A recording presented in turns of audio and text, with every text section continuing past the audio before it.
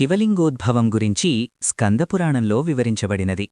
ఒక మహాప్రళయానంతరం బ్రహ్మ విష్ణువుల మధ్య అహంకారం తలెత్తి అది చివరకు ఎంతవరకు వెళ్ళిందంటే ఎవరు గొప్పో తేల్చుకునేంతదాకా వచ్చి యుద్ధానికి దారితీసింది. ఇరువురు ఒకరిపై ఒకరు పాశుపతాస్త్రాలను ప్రయోగించుకున్నారు. దీనిని గమనించిన పరమేశ్వరుడు మరోమారు ప్రళయం జరుగకుండా రెండు అస్త్రాల మధ్య కోటి సూర్యకాంతితో ఆది మధ్యాంతరాలు తెలియరాని విధంగా ఒక మహాగ్నిస్తంభాన్ని ఆవిర్భవింపజేశాడు. ఈ అగ్నిస్తంభం యొక్క ఆద్యంతాలను కనుగొనాలని బ్రహ్మ విష్ణువు నిర్ణయించుకున్నారు. బ్రహ్మ హంసరూపంలో ఆ స్తంభం పైభాగాన్ని కనుగొనడానికి ఆకాశంలోకి ఎగిరారు.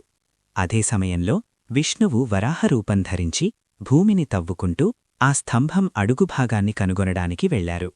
ఇరువురూ ఎంత ప్రయత్నించినా ఆ అనంతమైన స్తంభం యొక్క ఆదినిగాని అంతాన్నిగాని కనుగొనలేకపోయారు.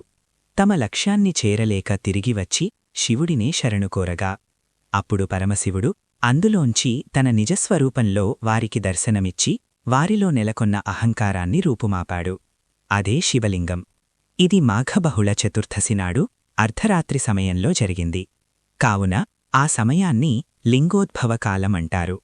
అందుకే లింగోద్భవకాల పూజలను భక్తులు అత్యంత శ్రద్ధతో నిర్వహించి పరమశివుడి కృపకు పాత్రులవుతుంటారు. ఓం నమః శివాయ.